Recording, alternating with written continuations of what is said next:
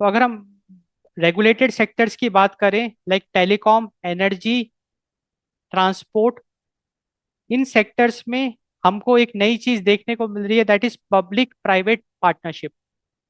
And now this public private dynamics, they are defined by a shift from the government as a sole provider to a strategic partner and regulator to balance social welfare with commercial innovation.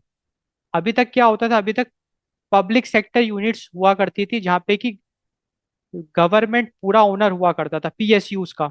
So different different sectors में PSUs हुआ करती थी, which was like government run, state owned PSUs, like sectors like telecom, energy, transport.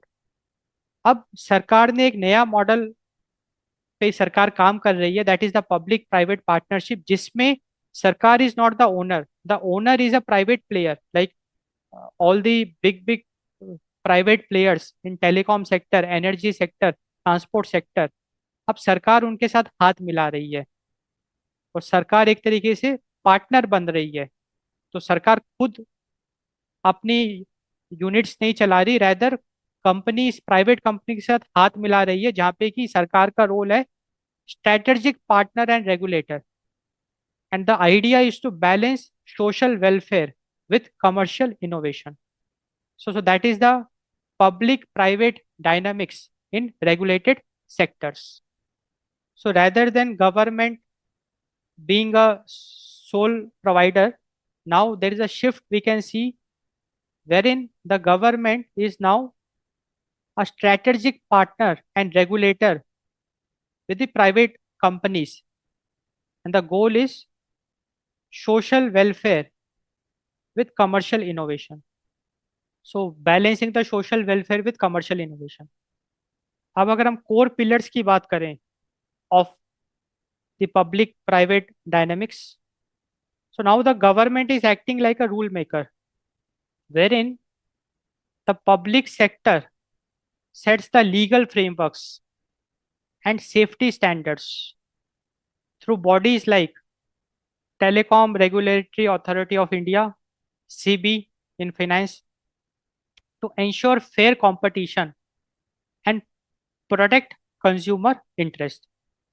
तो government का अब rule हो गया है rule maker. Government is acting like a rule maker. Idea is that government क्या करता है, डिफरेंट डिफरेंट सेक्टर्स में जो प्राइवेट कंपनीज है उनके साथ स्ट्रेटेजिकली वो पार्टनरशिप कर रहा है और वो रेगुलेटर का काम कर रहा है, in which it is setting legal frameworks, safety standards to ensure fair competition and to protect consumer interest.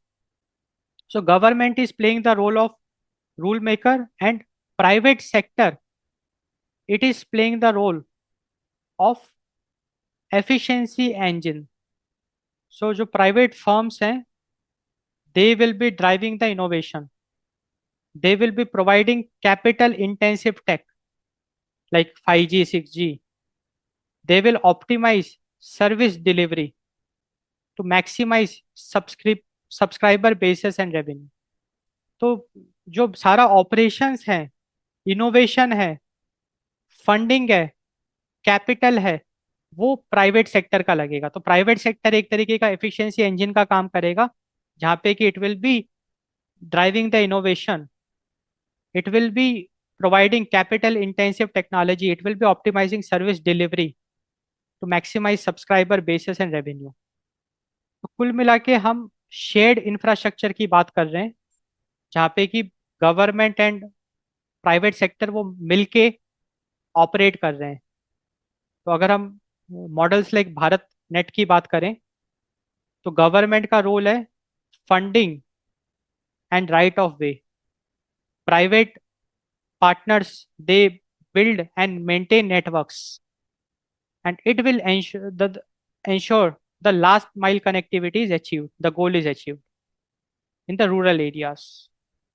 तो shared infrastructure में government and private players, they work together to achieve the goal. And for BharatNet, the goal is last mile connectivity to rural areas, जिसमें कि government का role है funding provide करना, and also as rule makers, and private parties का काम है उसको build and maintain करना नेटवर्क्स को। अब अगर हम पब्लिक प्राइवेट डायनेमिक्स में इवॉल्विंग मॉडल्स एंड ट्रेंड्स की बात करें, रिस्क शेयरिंग, हाइब्रिड मॉडल्स। तो we have hybrid models which is a risk sharing model. तो इसके तहत जो मॉडर्न पब्लिक प्राइवेट पार्टनरशिप्स हैं, such as hybrid annuity model, it involves the government absorbing the initial risk, government absorbing initial risk like land acquisition that private capital cannot easily price, making large scale projects more bankable। तो risk sharing model में government का role ये है कि वो early stage risk को maintain करे। कैसे करे? फंडिंग करके। एक एग्जांपल हम देखते हैं। तो रिस्क शेयरिंग मॉडल में सरकार का मेन रोल यही रहता है कि इनिशियल लेवल पे, अर्ली स्टेज पे हैवी फंडिंग करना, so that early risk is taken care by the government itself, like the land acquisition permits। And जो, तो एक बार लैंड एक्विजिशन और परमिट्स दे दिया, फिर प्राइवेट प्लेयर्स वहां पे इंडस्ट्री सेटअप करेंगे, एंड जो लेटर रिस्क होगी that will be the taken care by the private sector. So that is the risk sharing model. जो दूसरा मॉडल है that is the viability gap funding. तो इस मॉडल के तहत how this model works is, जो government है provides grant. So government grants bridge gap between cost and returns, especially in underdeveloped regions. So government provides financial grants to bridge the gap between the project cost and expected commercial returns, especially for socially critical infrastructure in underdeveloped regions। तो that is the viability gap funding. तो idea ऐसा है कि project cost estimate किया जाता है और commercial returns estimate किया जाता है, एंड उसका जो भी डिफरेंस होगा that will be funded by the government. That is the viability gap funding. इससे फायदा क्या होगा? जो भी प्राइवेट प्लेयर्स होंगे उन पे भी लोड ज़्यादा नहीं आएगा, एंड सोशली क्रिटिकल इंफ्रास्ट्रक्चर उसको बूस्ट मिलेगा। तो that is the viability gap funding. तीसरे प्रकार का जो पीपीपी है that is asset recycling, public private partnership. We have asset recycling. So इसमें basically governments they uses so governments are increasingly using infrastructure investment trust to unlock, to monetize completed public assets like highways, freeing up capital for new greenfield projects। तो asset recycling में basically सरकार क्या करती है, जो भी completed public assets हैं like highway आप मान लो, उसको मोनेटाइज करती है। अब हाईवे को कैसे मोनेटाइज करती है? Toll tax. तो that is the investment infrastructure investment trust. तो जो भी कंप्लीटेड पब्लिक एसेट्स हैं उसको मोनेटाइज किया जाता है, जहाँ से कि पैसा कमाया जाता है, एंड उस पैसे को इन्वेस्ट किया जाता है न्यू ग्रीनफील्ड प्रोजेक्ट्स, जहाँ पे प्राइवेट प्लेयर्स के साथ पार्टनरशिप करके सरकार इन्वेस्ट करती है एंड प्राइवेट प्लेयर्स उसको एग्जीक्यूट करते हैं। तो दैट इज एसेट रिसाइकलिंग। तो जो कंप्लीटेड एसेट है उसको मोनेटाइज किया जाता है, जो अर्निंग होती है उसको न्यू ग्रीनफील्ड प्रोजेक्ट्स में लगाया जाता है in partnership with the private players.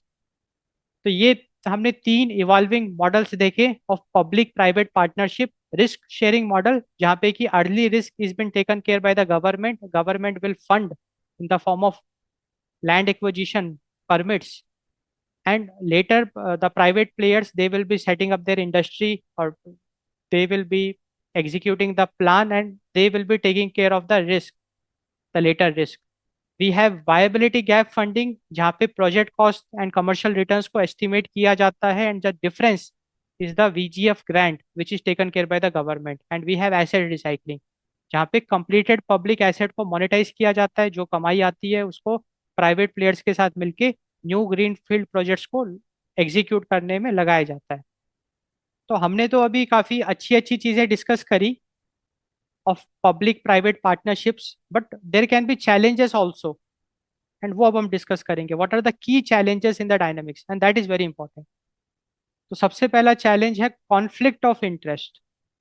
तो इसका मतलब क्या है समझते हैं। तो अब जैसे सरकार का रोल ना डुअल रोल हो गया है। Now the government, it is acting like a referee also, like a regulator and also a player, that is the owner. Because सरकार स्टेक होल्डर भी है, ओनर भी है, और वो रेगुलेटर भी है, रेफरी भी है। And this compromise the neutrality, this compromise the neutrality. इसका मतलब क्या है।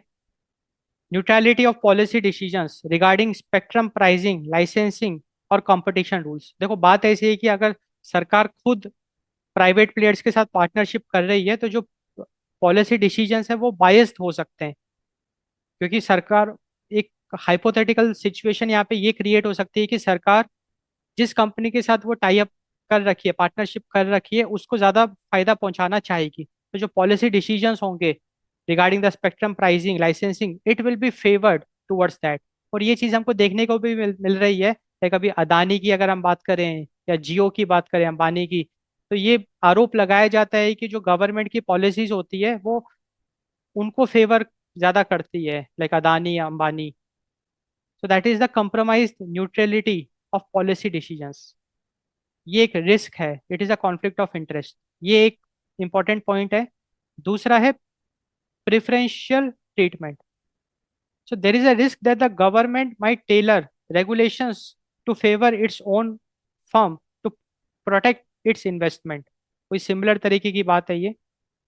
जो भी रेगुलेशंस होंगे वो कुछ इस तरीके से करे जाएंगे so that it favours the private firms with which the government has partnered, and it will create an uneven playing field for purely private competitions।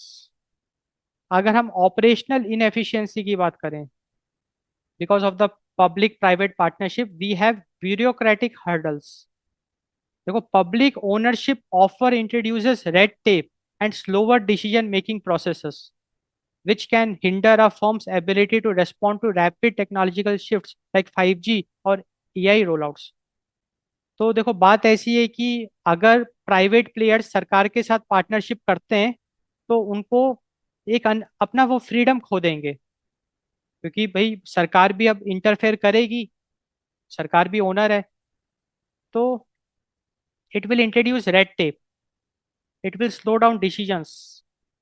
And यहाँ पे कुछ विवाद भी हमको देखने को मिलेंगे कि प्राइवेट कंपनी चाहती कुछ है बट सरकार कहती है नहीं, ये ऐसे होना चाहिए। तो ये सारे हर्डल्स हमको, ब्यूरोक्रेटिक हर्डल्स देखने को मिलेंगे। साथ में पॉलिटिकल इंटरफेरेंस भी देखने को मिलेगा, क्योंकि अगर सरकार पिक्चर में आ रही है तो पॉलिटिकल इंटरफेरेंस तो पक्का आएगा।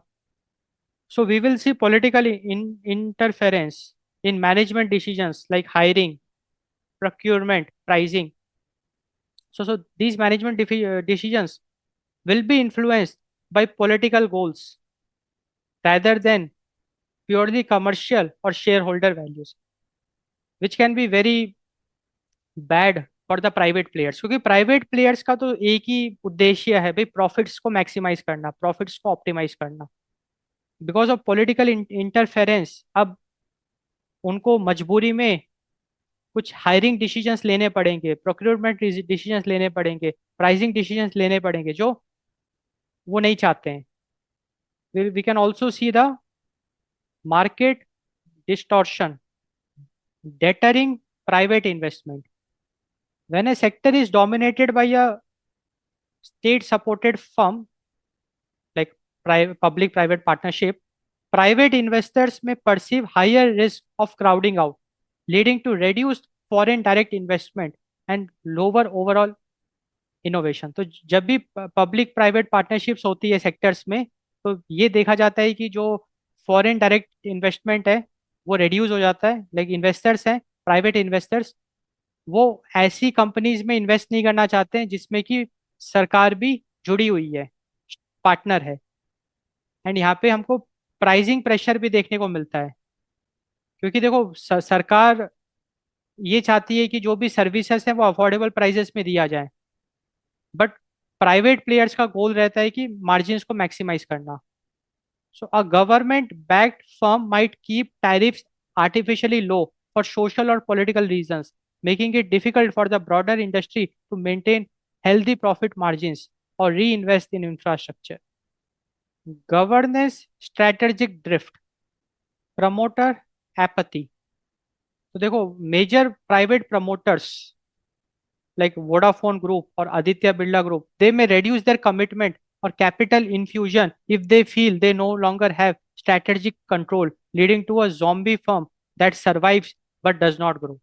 तो that is a promoter apathy. देखो, बात ऐसी, जो प्राइवेट प्लेयर्स हैं, अगर उनको ये लगने लग जाता है कि अब उनकी पकड़ उस कंपनी से छूटती जा रही है बिकॉज ऑफ पॉलिटिकल इंटरफेरेंस, क्योंकि जब सरकार अगर पार्टनर बनती है तो बहुत सारे क्योंकि पावर तो सरकार के पास है, पूरा सिस्टम सरकार के पास है, तो ऐसा अगर प्राइवेट प्लेयर को प्रतीत हो रहा है कि वो अपने होल्ड होता जा रहा है, तो उस सिनेरियो में वो क्या करेगा, वो अपना इंटरेस्ट खो देगा, वो ज्यादा इन्वेस्ट नहीं करेगा, जैसे चल रही है कंपनी चलती रहेगी, जिसकी वजह से कंपनी सरवाइव भले ही कर रही है बट ग्रो नहीं करेगी, बिकॉज उसमें इनोवेशन नहीं होगा, फर्दर कैपिटल इन्फ्यूजमेंट उसमें देखने को नहीं मिलेगा. Public perception. The firm may be perceived more as public sector undertaking, which can impact its brand image, ability to attract top tier talent, and customer perception of service quality. तो अगर किसी private company में अगर सरकार partner बनती है, then that private company will also be viewed as a public sector undertaking, and it will impact the brand value of that company, the talent attraction, because आज भी बहुत सारा टैलेंट जो है वो हाई पैकेज को आई कर रहा है, वो प्राइवेट कंपनीज में काम करना चाहता है rather then PSUs. And customer service perception भी यहाँ पे पिक्चर में आएगा, जहाँ पे कि the public they will look at the private company as a public sector unit, public sector undertaking, because that private company has been partnered, did the partnership with the government.